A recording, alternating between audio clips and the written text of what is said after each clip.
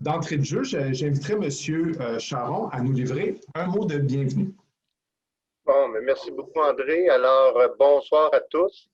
D'abord, bienvenue à cette présentation. Et vous savez, c'est notre plan de la ville pour notre futur parc nature. Je vous remercie pour votre intérêt et surtout votre participation. Comme vous savez, ce plan découle des consultations, le principe d'atelier, le coworking et les consultations publiques qui ont été tenues en 2019. C'est sûr que cet exercice a été très éclairant. Les commentaires, les suggestions ont grandement enrichi notre réflexion. La présentation de ce soir sera faite par M. André Goulet et Mme Isabelle Marcoux, qui représentent l'organisme de l'Institut des territoires. Cet organisme nous accompagne depuis les tout débuts.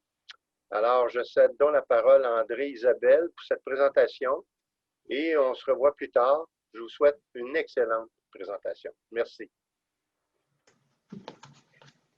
Merci, M. Charron. Isabelle.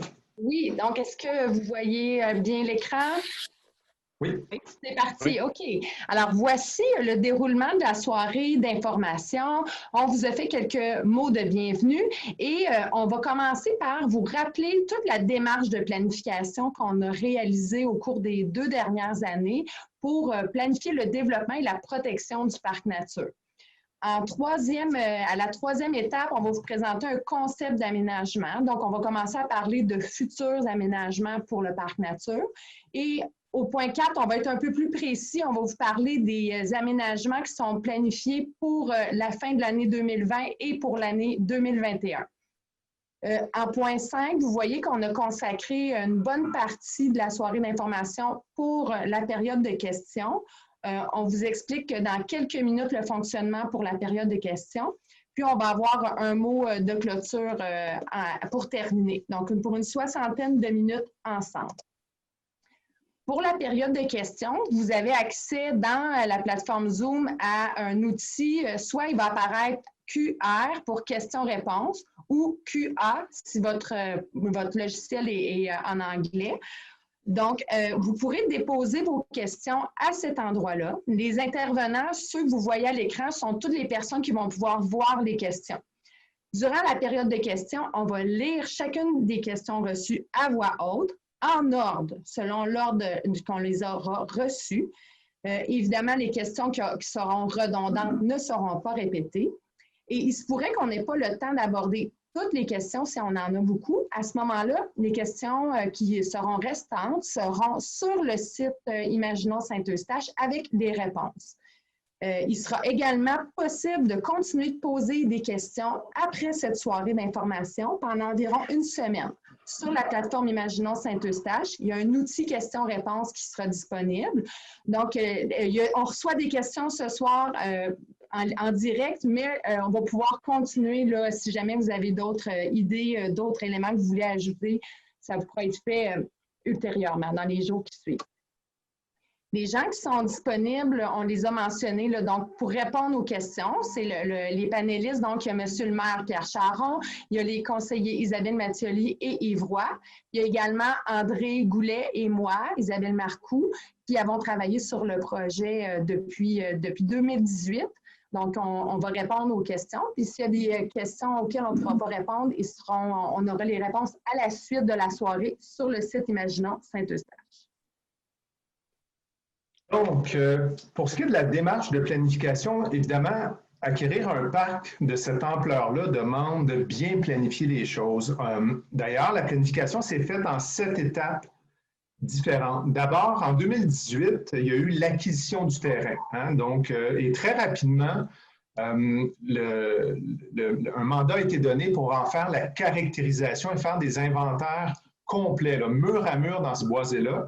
Donc, des inventaires, par exemple, des milieux forestiers, des inventaires fauniques, des inventaires récréatifs, des inventaires aussi des milieux humides. Il y a eu ensuite de ça, très tôt dans le projet, on a réalisé un sondage citoyen pour avoir, entre autres, connaître les intentions, les souhaits de la population pour la mise en valeur du parc, en fait. Il y a eu 520 répondants à ce sondage-là. Et ça s'est fait via la page Imaginons Saint-Eustache qui est encore en ligne aujourd'hui. Suite à ça, il y a eu une consultation publique. On s'est vu pour plusieurs d'entre vous probablement l'automne 2018. On a discuté lors de la consultation de la vocation du parc et on a aussi fait un appel d'idées d'aménagement. Il y a eu 173 participants qui y ont participé et il y a eu 479 idées reçues au total.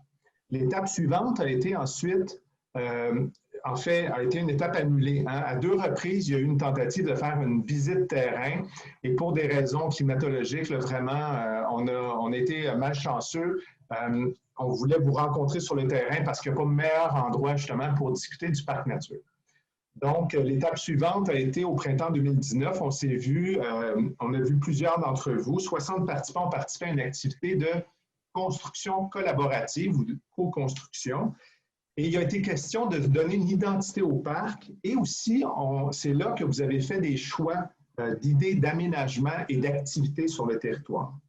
Donc, évidemment, tout ça a mené vers à la production du plan de protection et de valorisation qui a été déposé en 2019. Donc, ça a été quand même un parcours de longue haleine. Et pourquoi on a pris le temps de le faire? En fait, c'était pour bien saisir le pouls citoyen.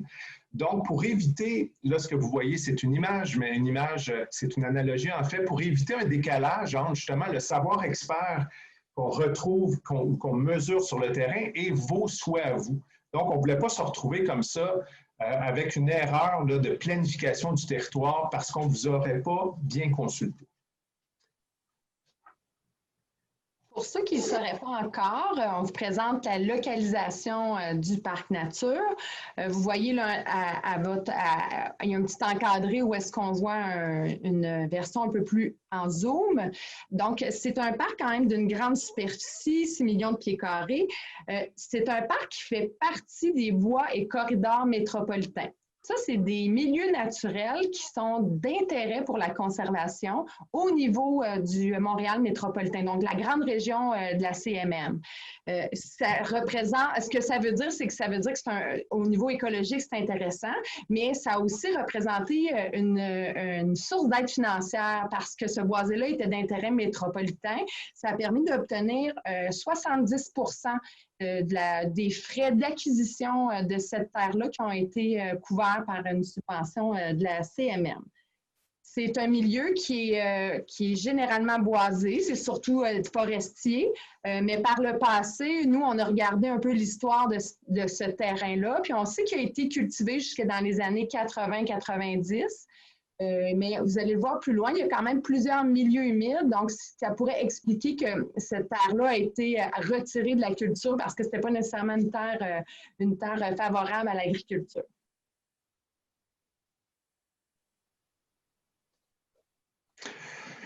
Une des tâches qu'on a eu à faire sur le terrain, ça a été justement d'inventorier, entre autres, le milieu forestier, mais aussi les aspects récréatifs là, du boisé. Donc, ce qu'on y a trouvé, en fait, c'est un boisé qui est en général en très, très bonne santé, mais qui présente aussi des défis. Par exemple, il y a des secteurs qui sont mal régénérés, c'est-à-dire que la forêt n'a pas une cohorte de jeunes repousses là, en sous-bois. Il y a des secteurs avec beaucoup de frênes, donc qui seront susceptibles dans les prochaines années à cette espèce exotique envahissante qui est la grille du frêne là, qui vient de débarquer de Chine ici au Québec, donc qui va causer des dommages dans le boisé. Donc, il y aura des travaux à faire. On y a découvert aussi un habitat vraiment pour de nombreuses espèces animales dans le boisé et de magnifiques boisés, là, que ce soit des prucherets ou une érablière ici avec un tapis de d'If du Canada, qui est une plante médicinale, qui est quand même un fait particulier pour une ville qui a un hôpital régional. Donc, il y a l'idée de médecine douce là, dans le boisé. Et aussi, beaucoup d'érablières, donc un potentiel acéricole vraiment intéressant. On a trouvé aussi, on y a trouvé beaucoup de milieux humides. Hein. Vous avez une carte devant vous qui présente en vert là, les milieux humides. Donc, à peu près 50% du boisé couvert par des milieux humides. Et en termes de milieux humides, on a souvent cette idée d'eau stagnante. Ce n'est pas le cas. On a beaucoup de boisés qui sont humides, là, qui présentent de l'eau au printemps, mais qui se drainent tranquillement avec l'été. Et ces milieux humides-là présentent certainement des avantages intéressants. D'abord, ça augmente la biodiversité du parc, hein, il y a beaucoup d'espèces associées au milieu humide. Et puis, ces boisés-là rechargent aussi la nappe d'eau souterraine. Il y a des inconvénients, par contre, ça limite le potentiel récréatif parce que ce sont des milieux protégés et évidemment, les moustiques qui naissent dans les milieux humides. Donc, une petite usine à moustiques là, dans certains cas. Donc, voici une image là, typique d'un des milieux humides qu'on retrouve, qui sont en fait, ce sont des ruisseaux là, qui ont été redressés avec le temps. Et ces ruisseaux-là, donc, il y en sillonnent à travers le parc à différents endroits. Un parc nature, ça rend plusieurs services à la population, ce qu'on appelle des biens-services écologiques ou écosystémiques. Entre autres, André le dit, hein, ces milieux-là, c'est des habitats fauniques, il y a une filtration, il y a d'air, il y a plein de biens et services comme ça qu'on connaît bien. Il y a aussi la récréation, on peut fréquenter ces milieux-là. Il y en a un ici qu'on vous présente, c'est une carte des îlots de chaleur et des îlots de fraîcheur. On a indiqué la localisation du parc nature. Puis on voit que pour la ville de Saint-Eustache, c'est vraiment un lieu quand même frais. On voit quand même l'importance de ce milieu-là. Puis en été, c'est un endroit agréable pour aller, surtout en période de canicule. Ce que vous connaissez du parc nature présentement, c'est cette carte-là que vous avez certainement déjà vue sur le site web de la ville. Donc, c'est une carte qui présente les sentiers actuels. C'est des sentiers hivernaux, donc des sentiers de ski de fond et de raquettes, qui totalisent environ 11 km de sentiers là, à travers le parc. On va vous montrer tout à l'heure, la plupart de ces sentiers-là vont être maintenus, mais il va y avoir des nouveaux sentiers aussi, des nouveaux aménagements. On vous présente ça un peu plus tard. Là, on voulait vous présenter ce qui est le parc présentement, qui est déjà ouvert, qui est déjà accessible. C'est à ça qu'il ressemble présentement. On vient de vous présenter ce qu'on a trouvé sur le terrain, puis ce qu'on a trouvé aussi en termes de souhaits sociaux, en fait. Je vous disais tantôt, à l'automne 2018, on a parlé de la vocation du parc nature. Ça a été vraiment un moment exceptionnel de vous rencontrer. On a vérifié, entre autres, la place que devrait occuper, par exemple, l'agriculture dans le parc, les différents degrés de conservation appliqués aussi sur le parc nature, les types de sentiers que vous souhaitiez avoir ou non. Est-ce que la municipalité devrait aller de l'avant avec un programme d'arrosage contre les insectes piqueurs, etc. Et la vocation qui a été déterminée avec vous, c'est celle-ci, c'est que vous vouliez en fait un équilibre entre l'utilisation du parc nature par l'humain et la protection de ce territoire-là. Donc, vous voulez vraiment un écosystème dans lequel l'humain est présent, mais dans lequel aussi les attributs environnementaux, que ce soit floristiques ou fauniques, sont protégés.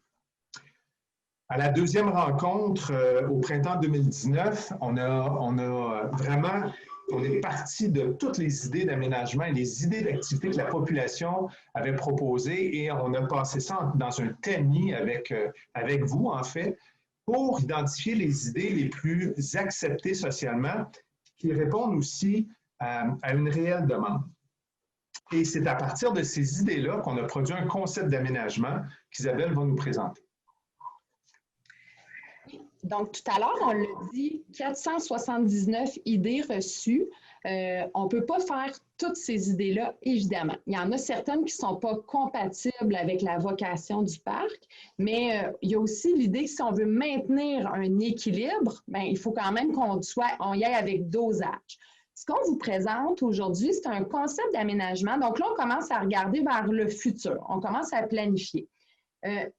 On vous le répète, on vous parle du futur, mais le parc est quand même déjà ouvert.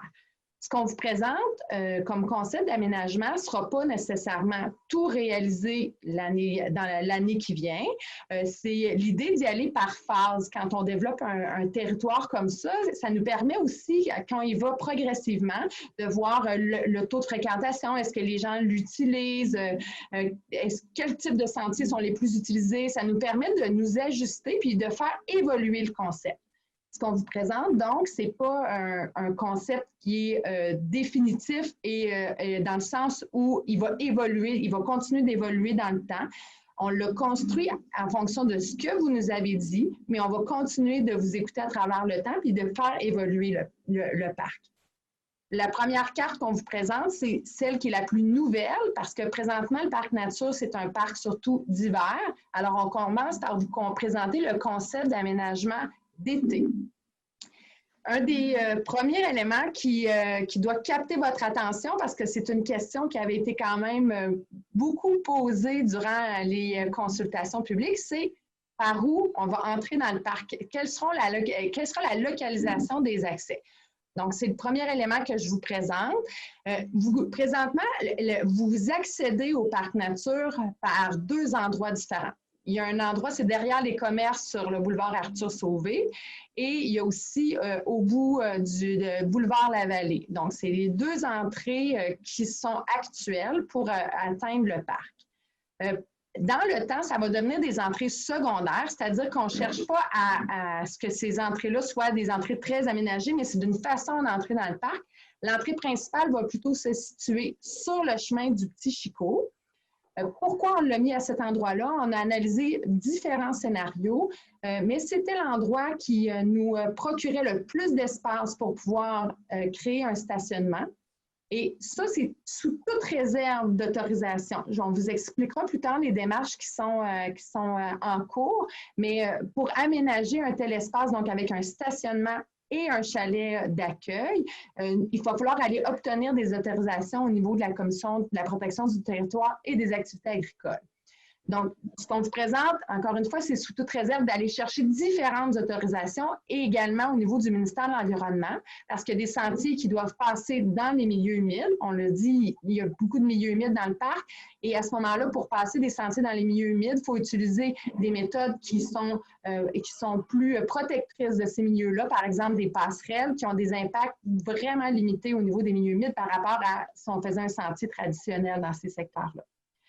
Donc, on vous a localisé les entrées, l'entrée principale, les entrées secondaires. Est-ce que dans le temps, toutes les entrées secondaires seront maintenues? On va évoluer. On ne vous dit pas que ce plan-là représente ce qui va être encore exact dans 10 ans, mais l'entrée principale, le souhait est vraiment de l'amener au niveau du chemin du Petit Chicot. Ce que vous voyez, le sentier qui est en noir, c'est un sentier multifonctionnel, donc un sentier qui est un petit peu plus large, qui permet, par exemple, d'accéder en vélo. L'avantage de ce sentier-là, on ne parle pas d'un sentier très, très large asphalté. Là, on parle de quelque chose qui s'intègre bien au cadre naturel, mais qui nous permet quand même d'atteindre, de traverser l'entièreté du parc de manière assez directe. C'est un sentier d'environ 2 km qui, par exemple, pour les gens qui sont dans le quartier des Jardins, vont pouvoir se rendre vers le site de l'accès principal en empruntant ce sentier-là. Il y a des sentiers pédestres que vous voyez en brun. C'est des sentiers qui empruntent des sentiers déjà existants, en fait, qui sont des sentiers de raquettes. Donc, on parle de sentiers beaucoup moins larges, plus naturels. Donc, voilà. Et vous avez aussi deux autres tracés. Il y a un tracé qui est en orangé. On vous en avait déjà parlé dans des consultations, cette idée-là de faire un sentier de sylvothérapie, donc un sentier Shinrin-yoku qu'on appelle. Cette idée-là qui est née beaucoup des Japonais de faire des bains de forêt.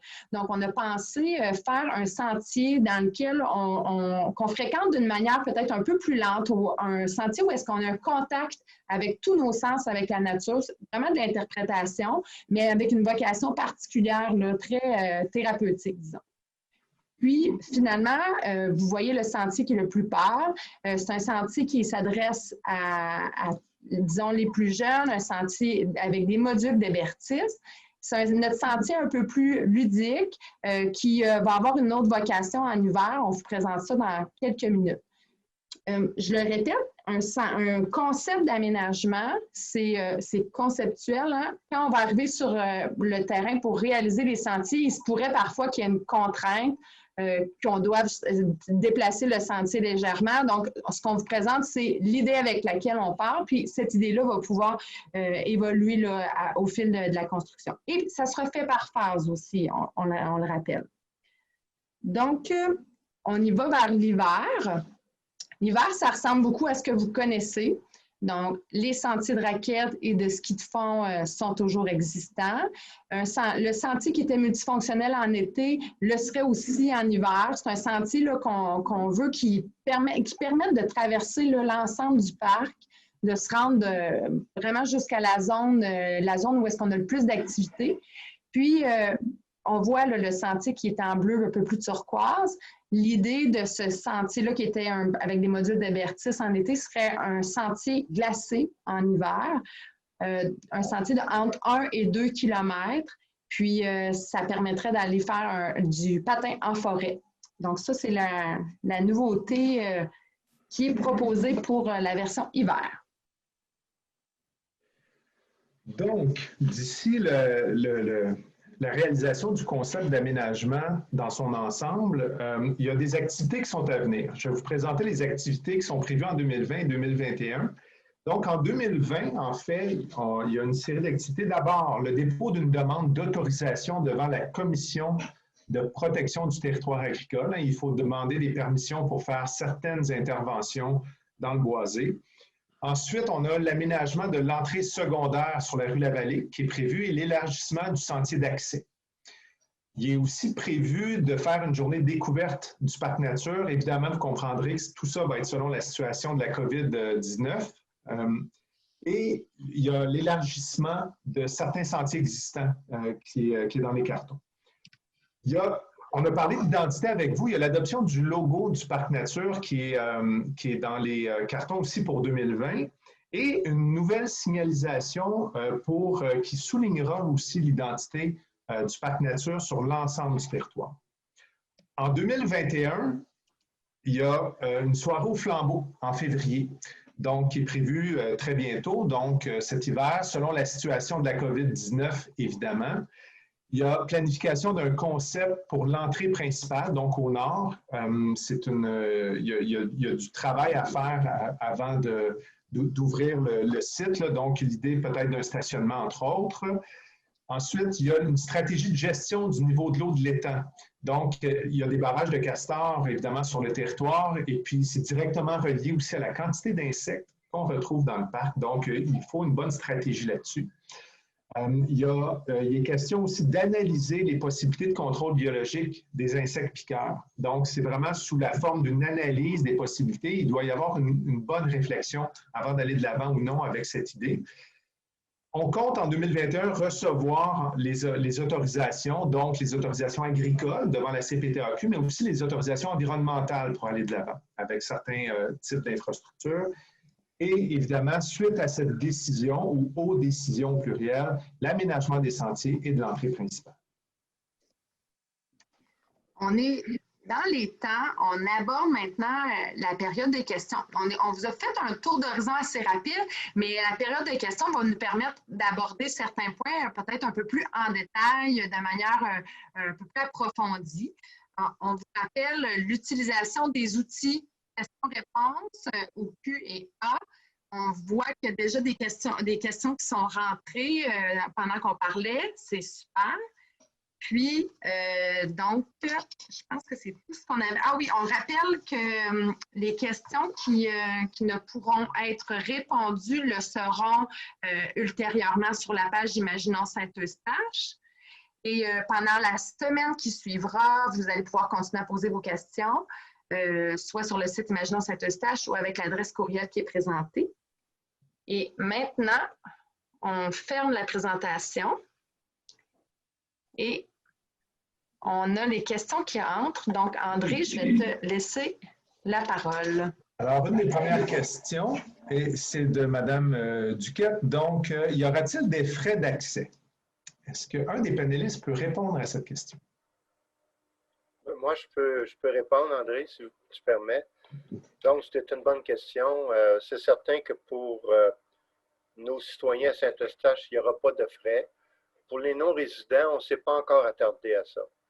Parce que, premièrement, on considère quand même que c'est une qualité de vie qu'on offre pour notre région. Mais pour Saint-Eustache, c'est certain qu'il n'y aura pas de frais. Merci. Brigitte nous pose la question. En fait, il y a plusieurs personnes qui posent la même question. Est-ce que les chiens seront admis dans le parc? Qui peut répondre à la question?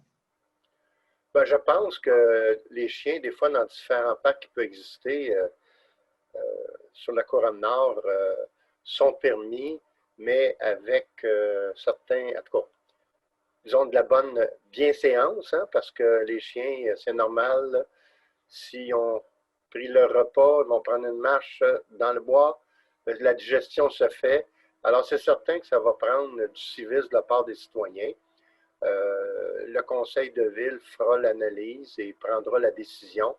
Mais je sais que ça peut être très agréable de pouvoir se promener avec son chien. Est-ce que ce sera tous les sentiers qui seront ouverts? Peut-être pas. Je ne sais pas, on verra à l'usage, mais c'est quelque chose qu'on va analyser et regarder pour prendre une décision. Madame Mattioli? Et je renchirais en disant, merci M. le maire, mais je renchirais en disant que dans les consultations qu'on a eues, c'est la grosse question qui tue, comme on dit, là, donc qui était le plus partagée. Autant on avait des gens qui étaient pour, autant qu'on avait des gens qui étaient contre. Donc, c'est un gros sujet qu'on va avoir aussi à discuter ensemble avec le comité, puisque c'était vraiment la grosse question du jour. En effet. Merci. Je rappelle aux gens de poser les questions dans l'onglet Q&A ou Q&R en bas et non pas dans le chat là, ou dans en français, chat, je ne sais pas c'est quoi. Moi, j'ai la version anglaise. Merci. Donc, oui, possiblement. La prochaine question nous vient de M. Rémi Cloître qui demande quand vont se terminer l'ensemble des travaux du parc nature. Qui peut répondre à cette question? Monsieur le maire. C'est une bonne question, M. Rémi. Je vous remercie de votre question. Je vous dirais que un parc nature comme ça va toujours être en évolution. Mais le gros de la présentation qui vous a été faite tantôt, dans les dates qui ont été mentionnées, c'est notre objectif.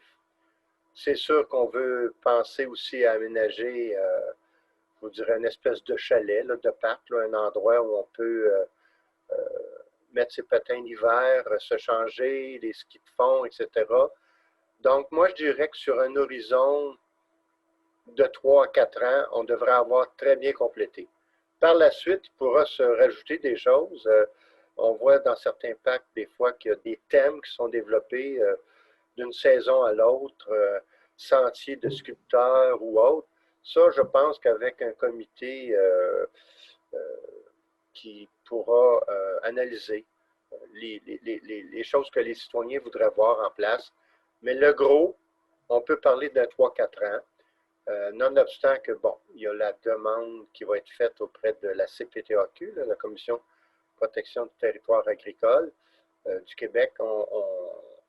Ça va jouer dans le temps, mais on va être en mesure très bientôt, quand on va avoir eu la réponse de la CPTAQ, on parlait de 2021, de présenter le plan final qu'on aura de toute façon, avec plein d'idées qu'on a, il y a des gens qui travaillent là-dessus, présenter peut-être sous une même forme là, de webinaire ou une consultation publique. Voici vers quoi on s'en va. Alors, c'est à peu près le temps qu'on vise pour réaliser ce beau parc nature. Merci. Madame Joanne Daou nous pose la question, est-ce qu'il est prévu de faire un jardin pour pollinisateurs, donc pour insectes pollinisateurs? Madame Marcoux? Donc, quand on a pensé au site à l'entrée principale, c'est le secteur là, qui est plus sur le chemin du Petit-Chicot. C'est un secteur qui est quand même moins boisé. Là, on se trouve à être sous une ligne Hydro-Québec. Donc, à cet endroit-là, où est-ce qu'il y a un stationnement qui serait à aménager, on a quand même pensé d'orienter ce stationnement-là en ayant une identité qui rappelait beaucoup le passé agricole de ce terrain-là, puis qui s'intégrait bien aussi avec le contexte agricole. Donc, oui, des ensemencements, par exemple, dans des noues végétalisées avec des espèces pollinisatrices. On a pensé aussi à des espèces comestibles. L'idée, c'est de créer un stationnement qui soit le plus vert possible, mais qui ait aussi une plus-value en termes de composition végétale. Puis il y a aussi d'autres secteurs, André, où est-ce que, par exemple, dans des friches où il y avait un manque de régénération, est-ce qu'à ces endroits-là, ça serait possible? Ben, en fait, la nature, dans certains endroits du parc, constitue déjà un excellent jardin de pollinisateurs, que ce soit par des friches agricoles abandonnées. Il y a des quantités de fleurs au sud, c'est impressionnant, mais aussi il y a des espèces d'arbres comme le tilleul. Si vous avez déjà senti un tilleul, vous allez être attiré par ça. Les abeilles, les pollinisateurs le sont aussi. Donc, ce parc-là constitue déjà naturellement un jardin pour pollinisateurs. Il y a M. Jean-François Bernier qui nous pose la question en termes de mobilier d'aménagement. Qu'avez-vous pensé, par exemple, table à pique-nique, banc sur mesure, etc.? Est-ce qu'il y a quelqu'un qui peut répondre à la question? Ben, moi, je vous dirais que c'est certain que c'est le mobilier qu'on appelle habituellement urbain ou pour parc. Il va falloir penser aux endroits où on pourrait l'installer, mais c'est certain qu'il va en falloir. Et avec les différents sentiers, on le voyait tantôt, là, sentiers pédestres, sentiers multifonctionnels, donc ils n'ont pas la même vocation. Donc le mobilier urbain serait peut-être pas tout pareil, il n'irait peut-être pas sur tous les mêmes sentiers. Mais bref, inquiétez-vous pas, c'est sûr que c'est des choses qu'il faudra qu'on pense, parce que des fois, quand on décide de faire le plus long sentier à la marche, c'est le fun d'avoir un petit banc là, pour pouvoir faire une petite pause. C'est des choses qui vont être pensées. Au niveau des tables de pique-nique, je pense qu'il va être à propos d'avoir un endroit spécifique pour être capable d'avoir des tables de pique-nique et que les gens puissent en profiter.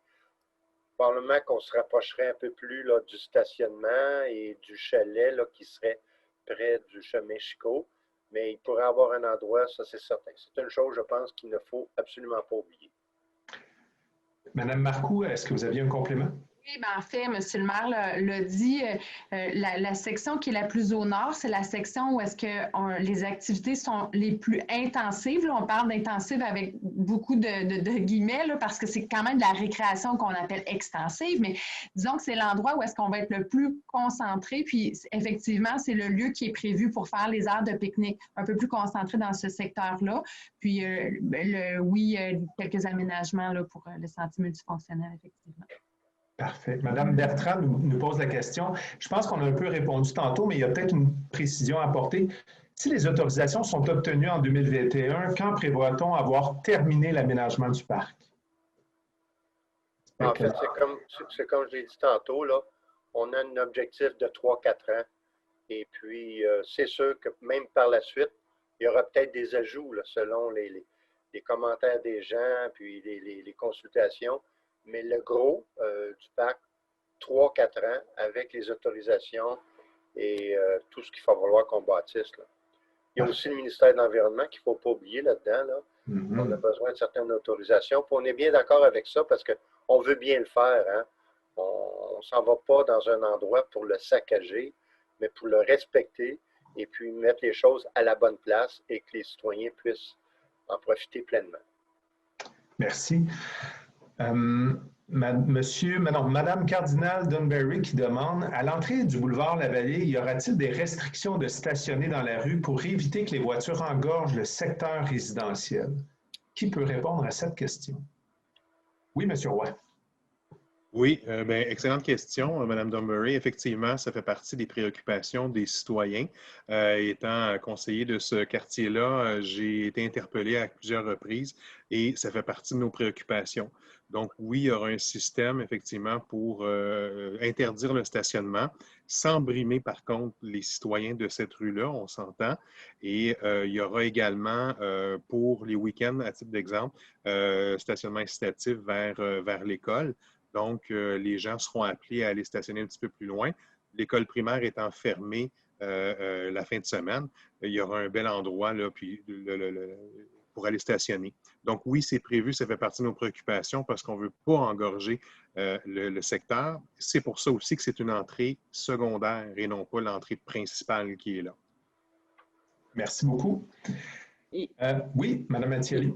Il y a d'ailleurs peu de place aussi pour se stationner à cet endroit-là. Donc, ça serait... puis c'est une entrée vraiment qui est quand même petite, qui devrait avoir des travaux d'aménagement sous peu, hein? Mais ça serait... c'est comme M. Roy a dit, les 2 écoles qui sont là, ça peut commencer, ça peut faire débuter la marche un petit peu plus avant. Vous visitez le beau quartier des Jardins, hein? Voilà. Excellent. J'ai une question de M. Héroux qui demande, sera-t-il possible, s'il y a autorisation, de réorienter les ruisseaux ou actualiser les milieux humides afin d'éviter la prolifération de moustiques? Je peux répondre un tantinet à ça, c'est que les ruisseaux, les milieux humides sont protégés par la loi et depuis la nouvelle loi sur la conservation des milieux humides et hydriques, il coûte très, très, très, très cher de toucher un milieu humide, hein, jusqu'à 40 $ du mètre carré. On peut parler de facilement 4 ou 5 $ du pied carré. Est-ce qu'on peut prévoir d'autres moyens, selon vous, pour les moustiques? Est-ce que quelqu'un peut répondre à cette question?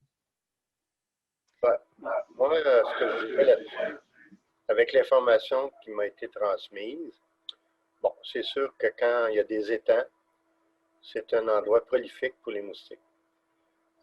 On a quand même aussi des magnifiques castors qui font peut-être un certain travail qu'il faudra corriger. Quand on va corriger ce travail-là, ça va venir aider beaucoup parce qu'il va y avoir moins d'accumulation d'eau. Par contre, le conseil de ville va statuer, après avoir reçu toutes les informations, qu'est-ce qu'on fait comme arrosage. Par contre, je veux quand même rassurer la population, on va respecter en tout ce que la santé publique préconise. Parce que la santé publique n'est pas nécessairement contre, mais il y a des façons de faire, puis si on décide d'aller vers de l'arrosage, on respectera définitivement les consignes de la santé publique, mais pour le bien des usagers, parce que je comprends que dans des journées humides, journées chaudes, de bonne heure le matin ou en début de soirée, fin d'après-midi, ben, les moustiques peuvent se promener allègrement. Donc, mais c'est quelque chose qu'on va regarder dans le respect. Aussi, il faut faire attention, il y a quand même une certaine biodiversité à cet endroit-là. Les moustiques font quand même partie d'une chaîne alimentaire, aussi drôle qu'on puisse dire, mais il y a toute une chaîne alimentaire, là, les moustiques, les oiseaux, etc., etc. Donc, c'est toutes ces choses-là qu'il faut regarder pour prendre une décision le plus rapidement possible. Merci. Madame Bellil pose comme question, est-ce que des équipes d'élagueurs vont être mobilisées pour sécuriser les sentiers? Merci pour tout, c'est super. Je peux répondre aussi, il est déjà prévu dans le plan de valorisation de protection du boisé de sécuriser les sentiers avec ce qu'on appelle, nous, les forestiers, une coupe d'assainissement en bordure des sentiers pour justement éviter là, que les cibles mobiles qui sont des personnes ou que des cibles fixes comme des bancs ou des investissements subissent des dommages par des arbres qui sont soit morts ou dangereux. Donc oui, c'est une des interventions qui est essentielle là, avant de faire une ouverture plus officielle de nouveaux sentiers. Est-ce qu'il y avait des compléments de réponse dans l'équipe? Ça va? Nous avons Mme Côté qui pose la question. Les sentiers pédestres ne semblent pas permettre de faire une boucle à partir de l'entrée principale. Il me semble que ce serait plus agréable.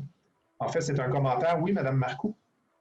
En fait, le sentier multifonctionnel qu'on a présenté tout à l'heure est un sentier dont la première vocation est d'être un sentier pédestre. Donc, tout à l'heure, c'est sûr que là, j'ai mis un peu l'accent sur l'idée qu'on pouvait l'emprunter en vélo parce que c'est un sentier qui allait être suffisamment large, mais si vous connaissez peut-être le sentier du lac Jérôme à Saint-Jérôme, donc c'est un grand sentier qui est surtout utilisé par les piétons, mais qui pourrait être utilisé aussi par le vélo. Donc, inquiétez-vous pas, le parc peut être traversé de chacune des entrées par des sentiers pédestres. Donc, l'ensemble du parc peut être traversé par des sentiers pédestres.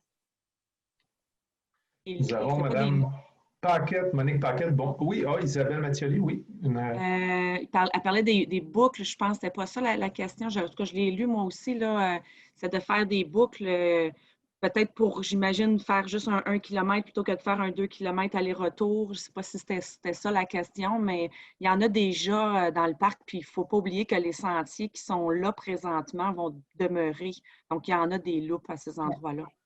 C'est ça. C'est sûr que l'été, comme André l'a dit tout à l'heure quand on présentait la question des milieux humides, l'été fait qu'on est un peu plus limité en termes d'espace pour multiplier le nombre de sentiers. On ne peut pas en faire autant qu'en hiver, parce qu'en hiver, les activités hivernales ont moins d'impact sur les milieux humides. Donc, ça explique aussi qu'on n'ait pas des sentiers pédestres qui sont planifiés à grandeur du parc. Madame Paquette, bonjour Madame Paquette, on se connaît. Quelles sont les autorisations que vous allez demander à la CPTAQ? Est-ce que quelqu'un peut répondre à cette question? En fait, est-ce que toi, tu les connais bien, André? Ou, Oui, en fait, présentement, il y a une équipe qui travaille sur la demande, donc je n'ai pas tous les détails, mais certainement que l'objectif est d'éviter les impacts sur le potentiel agricole, de les minimiser, puis voire de les compenser aussi. Donc, évidemment, on peut penser, par exemple, aux sentiers qui peuvent être inclus dans la demande. Il peut y avoir un stationnement, un bâtiment. Ce sont le genre d'infrastructures qui peuvent être visés par la demande devant la CPTAQ. Puis, en termes de compensation, il pourrait y avoir, par exemple, de la plantation d'érable à sucre dans des boisés qui en comportent peu ou pas, en périphérie, pour augmenter le potentiel acéricole, par exemple, du boisé. Donc, c'est toute une mesure d'éviter, de minimiser et de compenser notre impact sur le milieu agricole. Donc, grosso modo, c'est ça, mais c'est une demande qui est présentement en conceptualisation. oui, je vais rajouter, André, oui, en disant que, bon, comme il a été dit dès le début, c'est sûr que c'est un secteur qui est agricole. C'est un secteur qui ne peut pas se cultiver, à part d'une petite partie là, qui est complètement au nord. Ça, c'est protégé pour l'agriculture. Et à cet endroit, il faut vérifier, justement, avant la loi sur la protection du territoire agricole, c'était quoi le portrait de ce secteur-là. Et dans le fond, c'est de demander à la CPTAQ de pouvoir continuer à ce que ça ne soit pas cultivé. Voici son état, le portrait aussi avant la loi de la protection du territoire agricole en 1978, et dire qu'est-ce qu'on va faire avec ça. C'est pas une demande que je m'attends qui va être mal compris par la CPTAQ. Je ne pense pas du tout. Mais ces démarches-là sont nécessaires. Et parallèlement à ça, ben, ce qui sera demandé à l'environnement, ça s'en va ensemble, là. Ça se suit en parallèle. L'environnement va certainement nous dire à un moment donné, ben, c'est quoi les autorisations de la CPTAQ.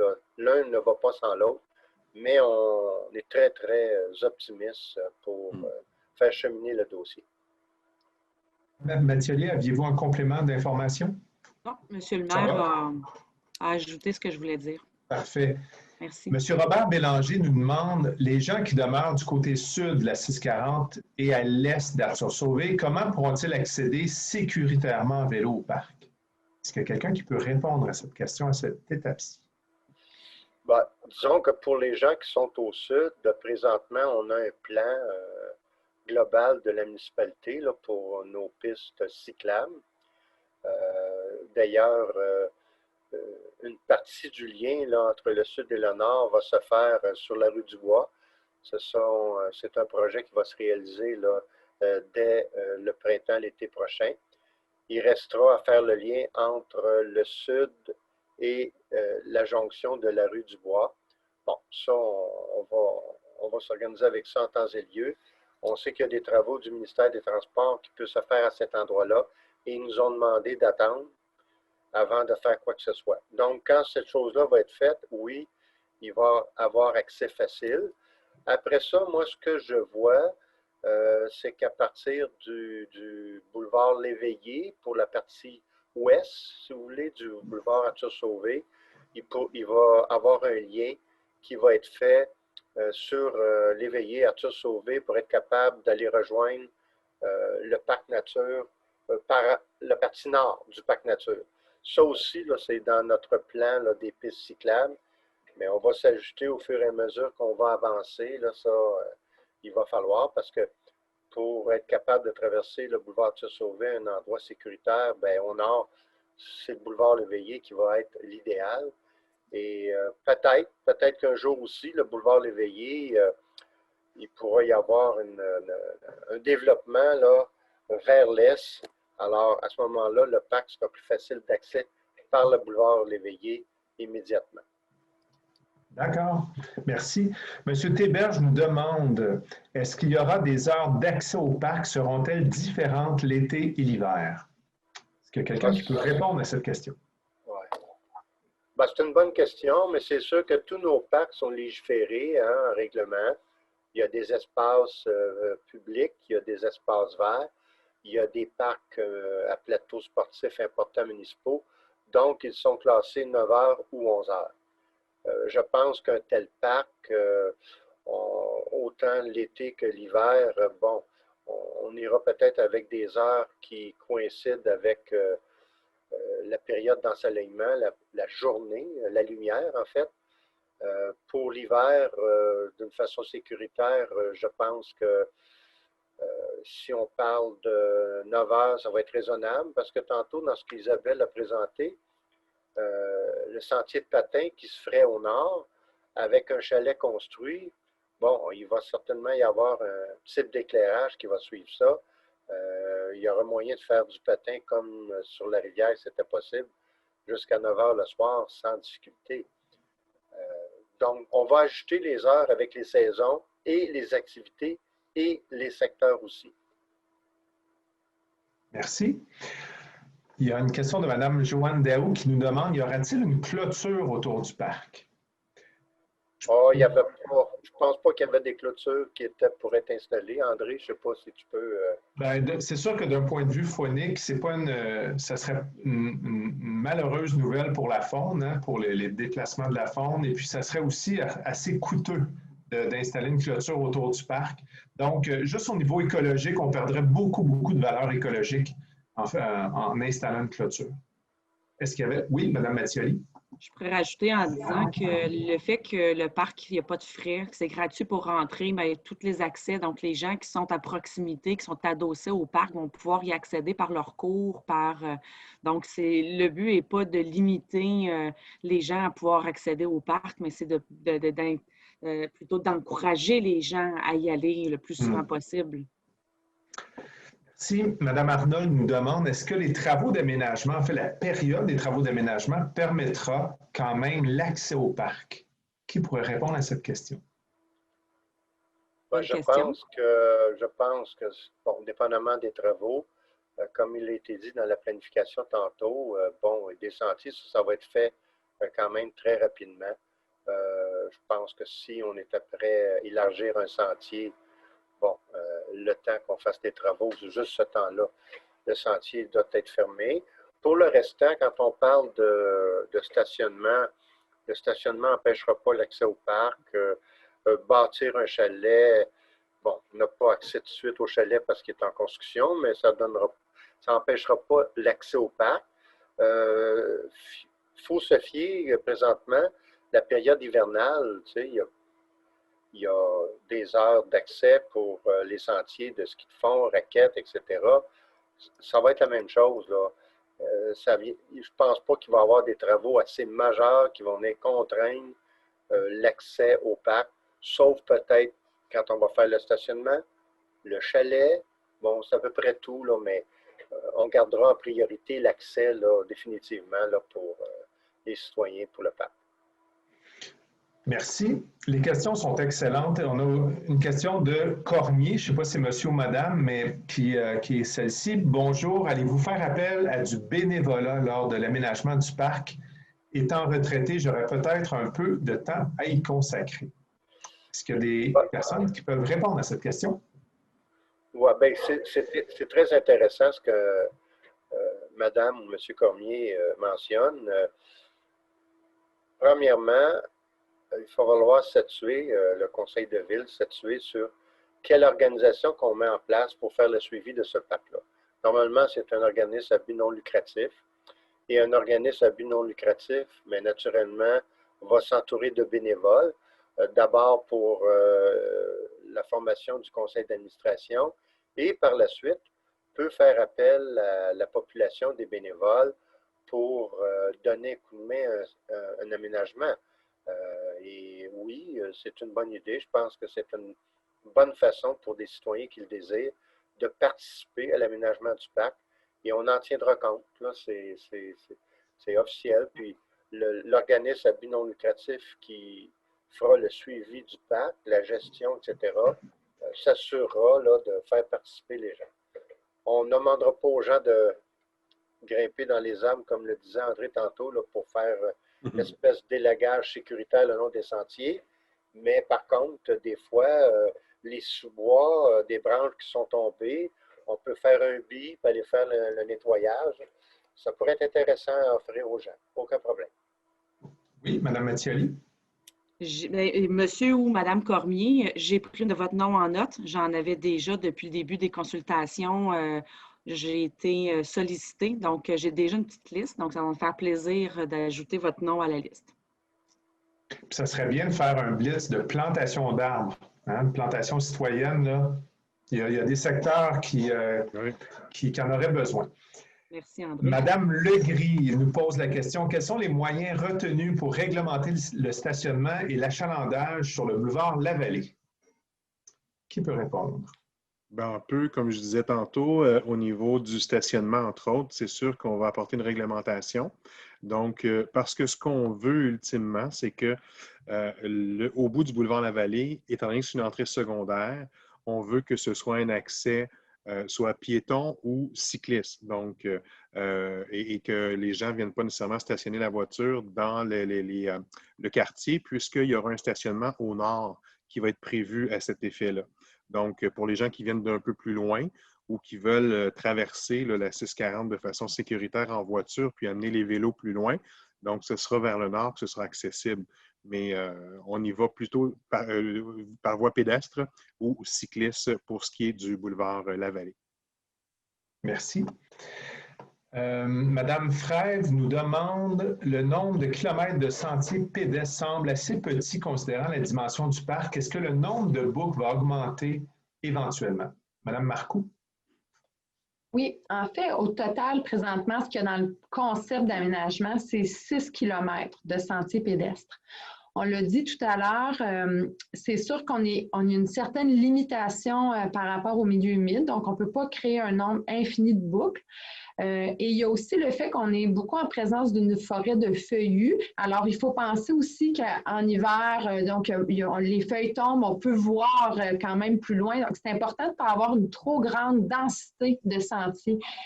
Si on fait énormément de sentiers, bien, puis qu'au moment où les feuilles tombent, on voit les gens dans les autres sentiers, on n'a plus l'impression d'être en nature. L'idée, c'est de débuter avec ces sentiers-là, ces 6 km environ là, qui sont prévus. Et de voir aussi au fil du temps si au niveau de la fréquentation, on est capable d'augmenter, d'additionner des boucles à des endroits où est-ce qu'on est à l'extérieur des milieux humides. Je pense qu'il y a une ouverture, comme on disait tout à l'heure, à évoluer dans le temps, là, puis à adapter ce concept-là en fonction de l'utilisation qui sera faite du territoire. Tout à fait. Merci. Monsieur Vermette nous demande, à voir la carte du parc, peut-on croire qu'il sera appelé à s'agrandir avec les années, notamment s'étendre en largeur plus au nord du quartier des Jardins? La ville considère-t-elle acheter d'autres terrains voisins au parc? Est-ce qu'il y a quelqu'un qui peut répondre à cette question? C'est une bonne question. C'est sûr qu'on analyse certaines possibilités. On a des gens aussi qui sont propriétaires de ces bons espaces qui nous ont déjà contactés. On verra, mais c'est certain que si on a la chance, la possibilité de le faire de la bonne façon et d'agrandir cet espace pour en préserver encore plus et pouvoir développer d'autres choses, on ne dira pas non à ça. Par contre, on on verra aussi au niveau de l'investissement qu'il y a à faire. Tantôt, je pense que c'est André qui avait parlé que le financement de la façon qui a été fait, moi, ça c'est bien important. Je ne veux pas que ce pacte devienne un fardeau fiscal pour les citoyens.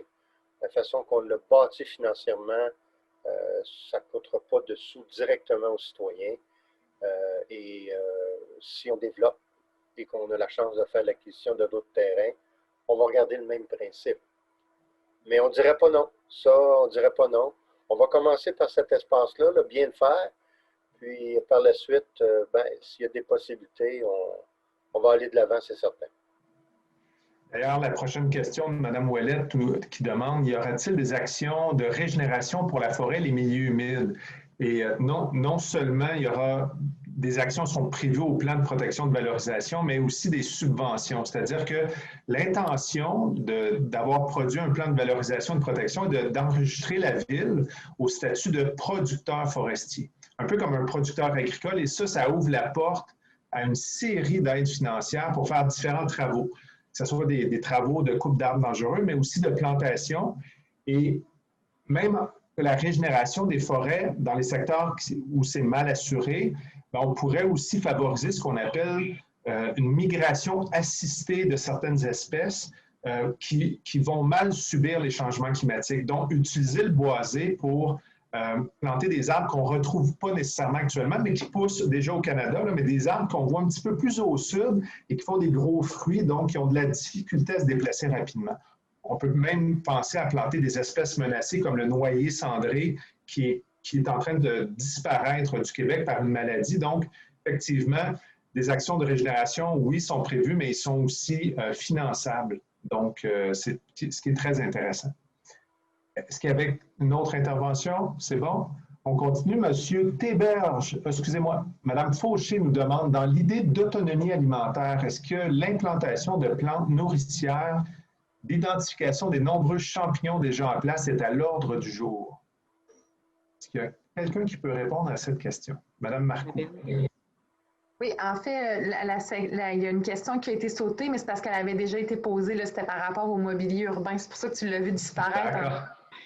Par rapport aux plantes nourricières, identification, il y a de l'interprétation qui est prévue là, au niveau des sentiers. Là, fait que c'est sûr qu'il y a de l'interprétation. Donc, c'était le petit mot là, que je voulais dire par rapport à l'interprétation, mais est-ce qu'il y a d'autres éléments de réponse là, qui voudraient être donnés par des gens de la ville à cette question-là? En fait, c'est ça, le Nord va s'inspirer de l'agriculture, donc il est prévu effectivement de faire des travaux d'autonomie alimentaire dans ce secteur-là.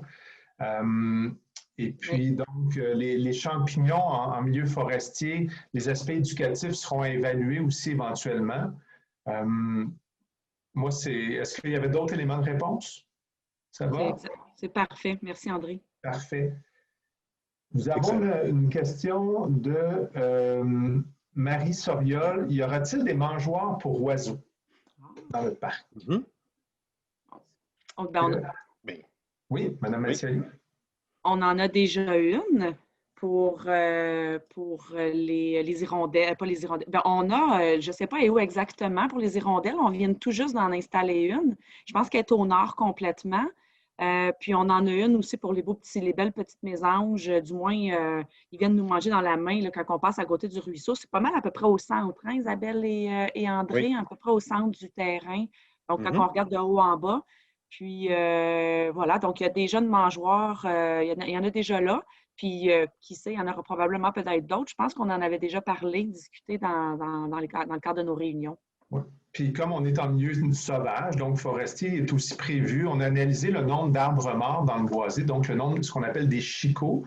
Et dans les secteurs où il manque d'arbres morts, donc ce sont des arbres soit à cavité ou des arbres nourriciers, on pourra en créer aussi de nouveaux en faisant, par exemple, en annelant quelques arbres là, pour la faune, loin des sentiers évidemment, pour des questions de sécurité. Monsieur Roy? Oui, simplement en complément de réponse, je dirais que pour compléter ce que Mme Mattioli disait, c'est que la nourriture pour les hirondelles elle est déjà présente puisque le milieu est déjà propice à ça. Et ce qui a été installé dans le parc actuellement, c'est un condo à hirondelles. donc simplement pour leur habitation. Alors, les inciter à rester sur place.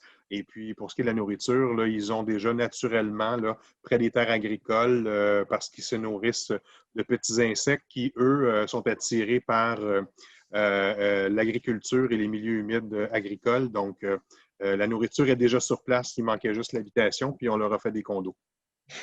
Merci beaucoup.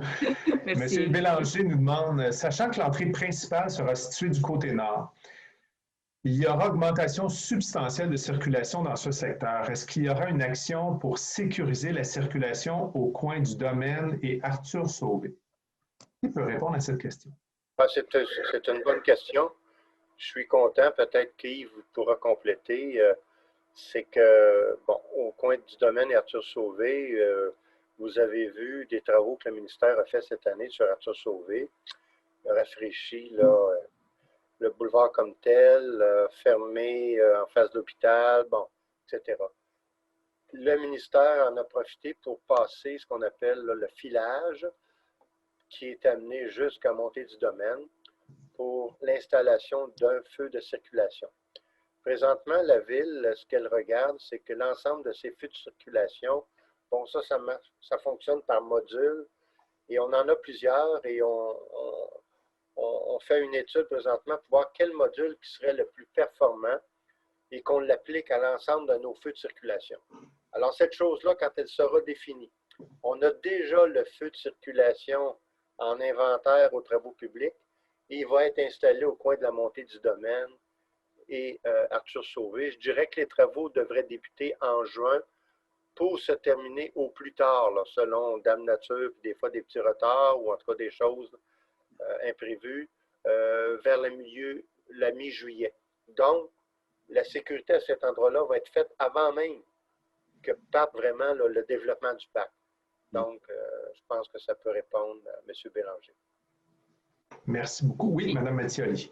Il ne faut pas oublier qu'il y a un autre accès aussi par la 25e avenue pour se rendre sur le chemin du Petit Chicot. Donc, ça va peut-être dégager quand même, parce que tous les gens qui sont au sud de la 640, que ce soit au centre, que ce soit à l'est, que ce soit même à la limite à l'ouest, il y a toujours possibilité d'aller chercher par la 25e avenue. Donc, on n'a pas juste un accès pour se rendre au parc, mais on va en avoir quand même deux.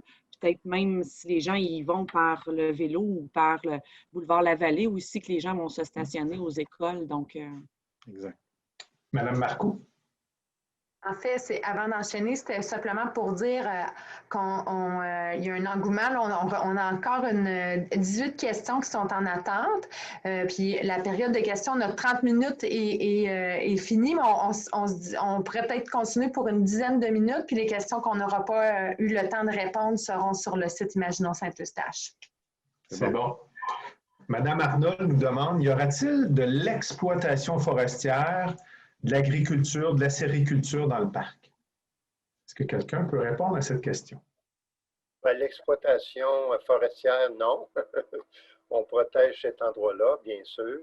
La sériculture, je ne sais pas. Tantôt, ce que disait M. Goulet avec la CPTAQ, des fois, bon, il y a comme des espèces d'ententes qui peuvent être faites. Est-ce qu'il parlait de plantation d'érable à sucre? Bon.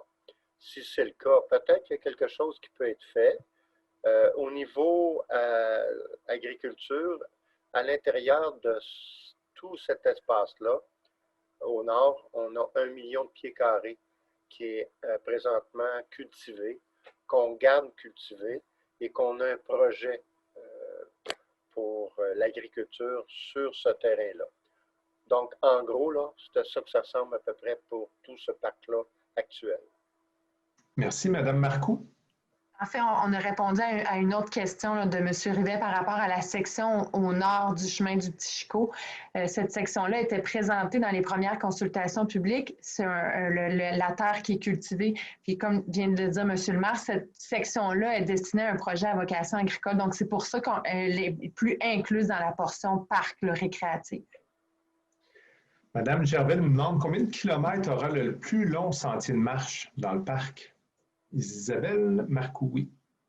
Donc, présentement, selon ce qui est planifié, de manière linéaire, c'est un 2 km. Donc, à l'aller-retour, c'est un 4 km, là, le sentier de marche le plus long présentement. Merci. Pour l'été, mais l'hiver, on en a quand même. L'hiver, c'est 14 km au total de sentiers, là, incluant raquettes et ski de fond. Parfait. Monsieur Bourdua nous demande, avons-nous pensé à de l'eau courante comme abreuvoir dans le parc? Est-ce que quelqu'un peut répondre à cette question? Ben, c'est certain qu'au niveau du chalet, il va y avoir de possibilité d'avoir de l'eau. Il va falloir qu'on pense à un approvisionnement en aqueduc. Bon, dans ce coin-là, l'aqueduc, ce n'est pas des tuyaux comme tels. On va probablement travailler avec un puits, mais c'est sûr qu'il va y avoir une possibilité d'avoir de l'eau là à partir du chalet. Sur le sentier comme tel, on n'installera pas des fontaines d'eau. Là, on viendrait saccager là, le bois puis ce qu'on essaie de protéger. Alors, il s'agira de remplir sa gourde à la bonne place et de faire le tour et de pouvoir revenir après ça là, au chalet si on va avoir d'autres eaux. J'essayais juste de donner une image, mais ça ressemble à ça. Merci. Madame Mathieu. En fait, c'est d'être éco-responsable. Donc, surtout que, comme Mme Marcoux l'a dit, en été, s'il y a 2 km ou 4 km aller-retour, remplir sa gourde avant, ça va être faisable aussi de la remplir en revenant. Puis, je pense que c'est une marche quand même qui peut se faire très bien sans avoir à se remplir en cours de route. Donc, merci beaucoup. Monsieur Rochon nous demande, est-ce que le sentier multifonctionnel aura de l'éclairage en soirée?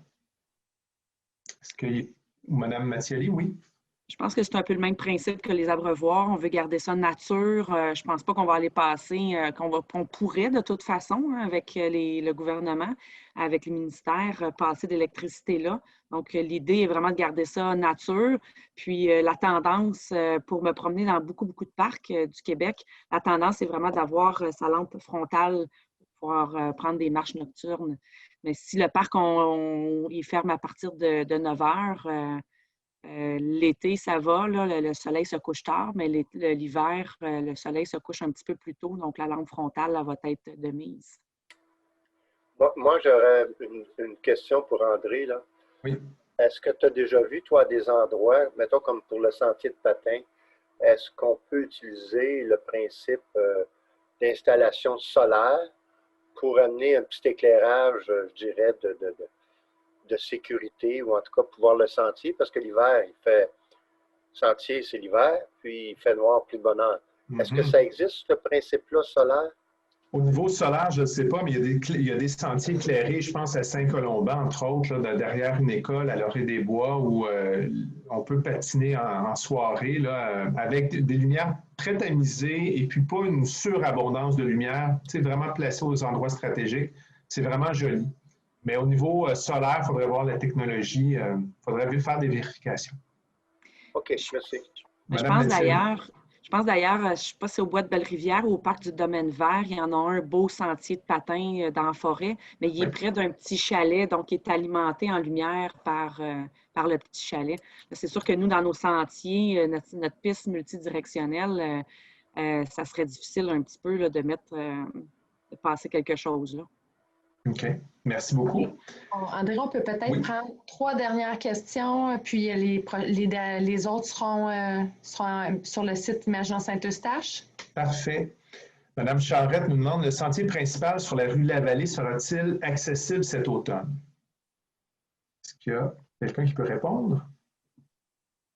En fait, au bout du boulevard Lavallée, il y a déjà un accès, mais qui est pédestre.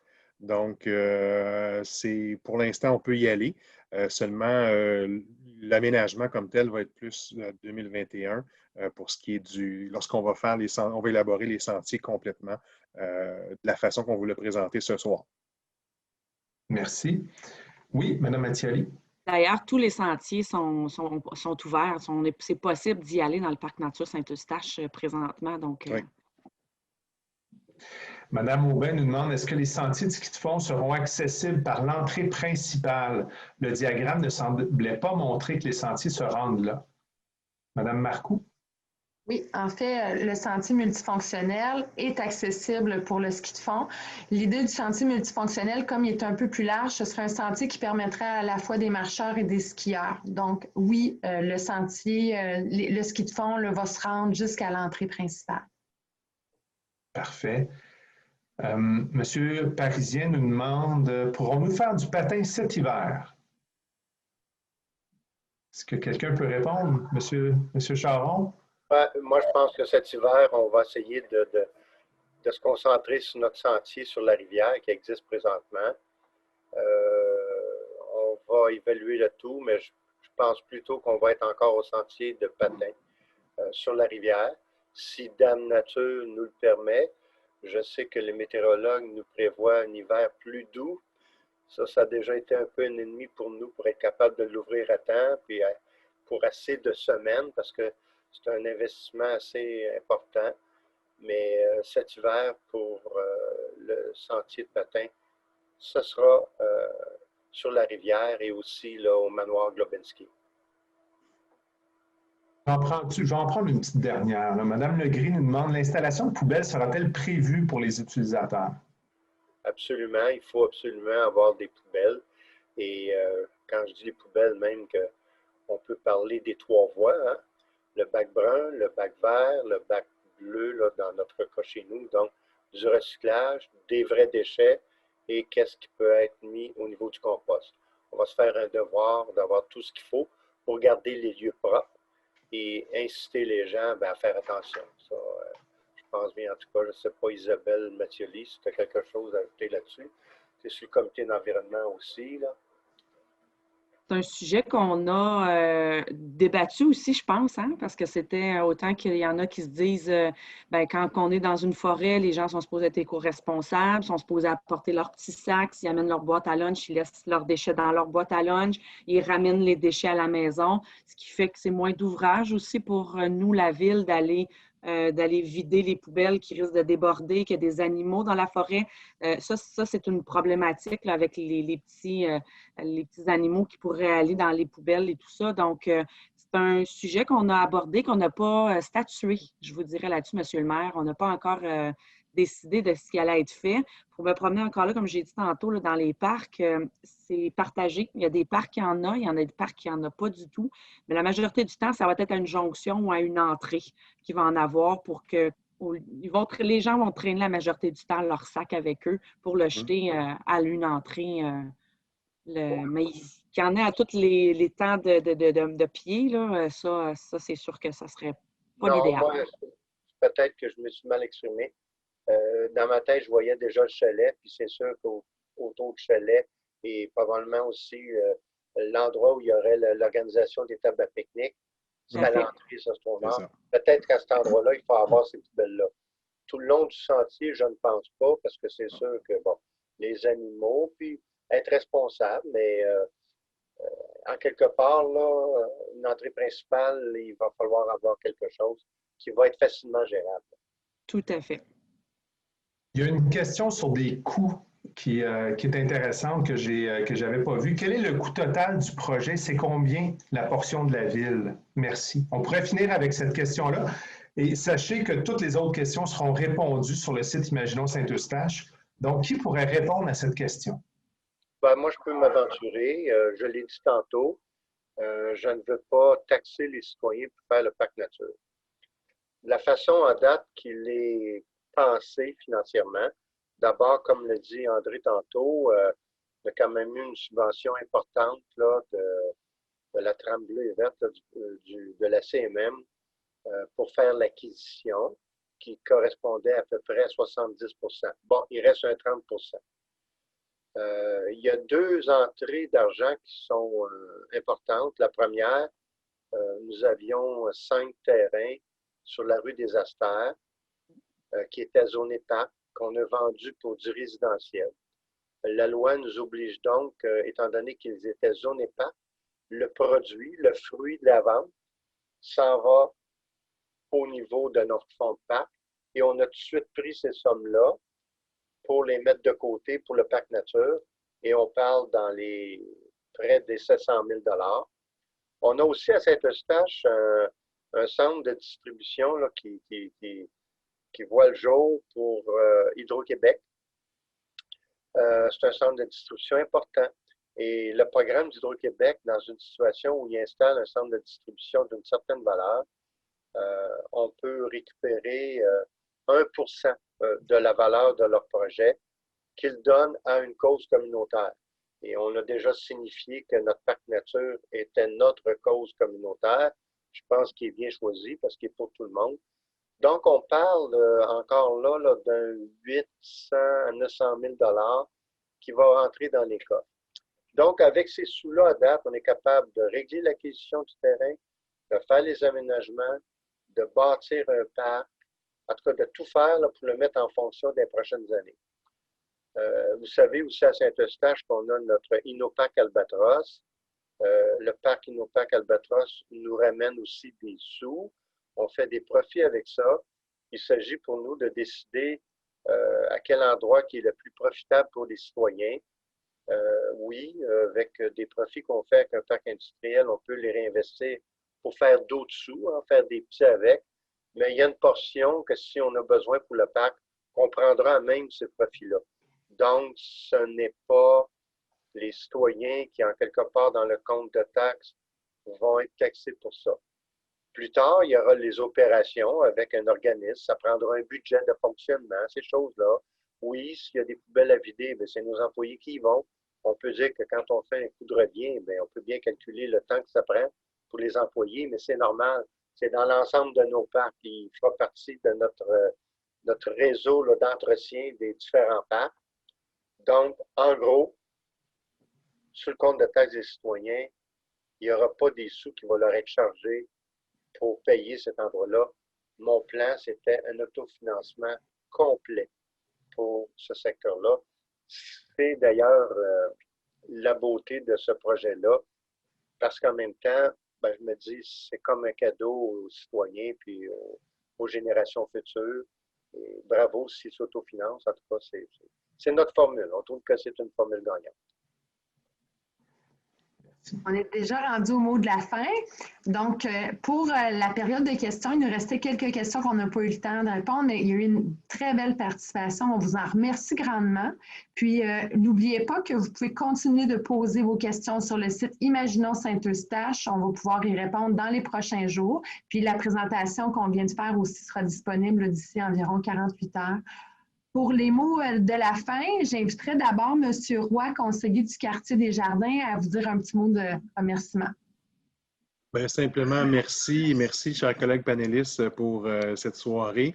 Merci aussi pour la participation. Je voyais qu'au niveau des participants, on est monté au-delà de 100.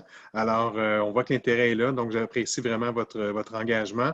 Et puis, il y en a qui se sont proposés pour faire du bénévolat aussi. Donc, c'est très intéressant. Merci de vous impliquer, chers citoyens, dans ce style de projet-là. Et ça fait vraiment plaisir de travailler avec vous là-dessus. Puis, on va au plaisir de se revoir dans le parc prochainement. Bonne soirée. Merci. Maintenant, Isabelle Mathioli, conseillère du quartier de la Seigneurie et présidente du comité de valorisation du parc nature, à nous dire un petit mot de remerciement. Merci Isabelle. Bien, le premier merci que je veux faire, c'est au comité. On est 12 membres sur ce comité-là, le comité Parc Nature, des gens qui travaillent très fort, des gens qui viennent de tous les milieux, de pas mal toutes les instances, au niveau, pas les instances, mais plutôt les départements au niveau de la ville. Donc, merci à mes 11 collègues qui travaillent avec moi, dont entre autres Yves, qui est mon vice-président. Merci Yves, en étant le conseiller du quartier des Jardins. Ça apporte un gros plus parce que tu as les citoyens, toi, directs, qui t'arrivent avec les préoccupations. Donc, c'est super le fun que tu sois avec nous sur le comité. Un gros merci à Bastien Morin, qui est pas ici aujourd'hui ce soir, qui aurait été un panéliste avec nous, qui aurait pu répondre à certaines questions. Bastien travaille très, très, très fort sur le dossier depuis le tout début. Puis, c'est vraiment notre maître d'œuvre, c'est vraiment notre leader dans ce dossier-là. Donc, un gros merci à lui. Merci à Stéphanie Bouchard des communications et toute ton équipe d'avoir préparé cette soirée-là, d'avoir préparé la co-construction, d'avoir préparé finalement toutes les soirées qu'on a eues avec l'Institut des territoires. C'est toujours des belles soirées. Vous faites un super job. Un autre petit merci aussi à mes collègues que j'ai vus. Je vais les lire là, parce que j'ai vu qu'ils se sont pas mal, plusieurs se sont branchés. Donc, après Yves, j'ai vu que Mme Sylvie Mallette, Marc Lamarre, Nicole Carnian-Lefebvre, Patrice Paquette et Michel Labelle étaient tous présents ce soir. Donc, mes collègues conseillers municipaux, très heureuses que vous avez été des nôtres ce soir. Merci d'avoir été là. Un gros merci, M. le maire, d'avoir répondu à l'ensemble de nos questions. C'était un plaisir de vous avoir avec nous. Puis un immense, immense merci à toi, Isabelle et André. Voyons, j'ai un blanc de mémoire avec Nicolas. Nicolas qui n'était pas panéliste avec nous, mais je suis certaine qu'il était là pour nous écouter. Vous faites un travail extraordinaire. Puis j'ai lu une question vite. En fait, j'en ai lu plusieurs des questions, là, mais il y en a une dernière là, qui a été dit que j'espère que vous allez laisser, monsieur le maire, j'espère que vous allez laisser les branches à terre quand ils tombent. Je peux vous assurer que Isabelle et André, c'est des spécialistes, c'est des professionnels, c'est des gens qui ont à cœur la nature, puis ils nous conseillent vraiment, vraiment, vraiment bien. Vous êtes en business avec eux autres. Donc, je vais dire comme mon collègue Yves, au plaisir de vous croiser dans le parc nature, puis bientôt, vous allez voir le logo qui devrait être présenté sous peu. On va vous revenir avec ça. Merci à tout le monde. Merci à tous les participants ce soir. Merci. Merci. Monsieur le maire, on vous laisse le mot de la fin. Oui, bon, écoutez, je vais faire ça rapidement. Mais d'abord, merci, les citoyens, pour votre participation. Ça me fait vraiment chaud au cœur de voir un intérêt pour un dossier parce que, bon, au-delà de 100 quelques personnes, c'est un très bon indice là, de l'intérêt citoyen dans ce dossier-là. André, Isabelle, bravo pour votre travail. Je suis toujours heureux et comblé de voir ce que vous faites. Mes collègues élus, merci, surtout Isabelle et André, et Yves, pardon, qui va s'occuper du dossier. Alors, on ne lâche pas. Vous savez, le service des coms a travaillé fort aussi pour qu'on puisse réussir cette solution en tant que pandémie. Mais c'est une belle façon interactive d'avoir le contact avec vous. Pensez à une chose, par exemple, les citoyens, ce parc-là, il est pensé pour vous, mais on veut le faire avec vous avant tout. Ça, c'est notre motivation première pour que ça puisse faire une belle réussite, pour que les citoyens se sentent partie prenante entière à ce projet-là. Des élus peuvent avoir des idées, on peut réussir des choses, mais avec votre participation, c'est un succès encore plus assuré. Alors, merci. Bonsoir à tous et à une prochaine.